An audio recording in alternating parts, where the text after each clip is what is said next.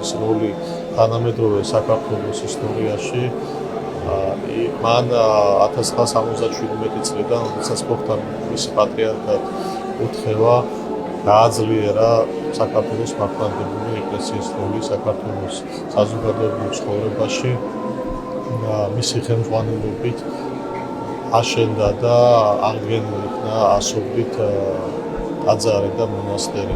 ასევე გაძლიერდა საეკლესიო სწავლება, გაფართოვდა საერთაშორისო ურთიერთობები და სწორედ მისი განუზომელი როლია ის, რომ საქართველოს მართლმადიდებელი ეკლესია იქცა ქართველებისათვის ეროვნული და სულიერი ერთიანობის ერთ-ერთ მნიშვნელოვან საყრდენად. აქ არის არაჩვეულებრივი ფოტომასალა, რომელიც ალბათ მისი ცხოვრების ყველა ეტაპს ასახავს და ასევე დოკუმენტები და რაც თავარია, აქ არის მისი შესამოსელი. განსაკუთრებული ყურადღება უნდა მივახსენოთ, რომ არის ზუსტად ის შესამოსელი, რომელიც მას ეწოდა 1967 წელს სვეტიცხოვლის საკათედრო ტაძარში მისი ინტრონიზაციის დღეს.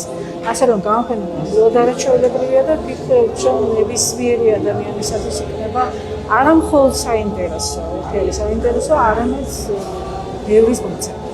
შთამბეჭდავია გამოფენა, უნიკალური ფოტომასალა, ძალიან ბევრი რამ პირველად გამოჩნდება საზოგადოებისათვის, ვინც მოვა და დაათვალიერებს დარწმუნება, რომ ბევრი სურათი არის უნიკალური, ისტორიული და ასახავს საქართველოს მართლმადიდებელი ეკლესიის ისტორიას მე-20 საუკუნის 60-იანი წლებიდან დღემდე.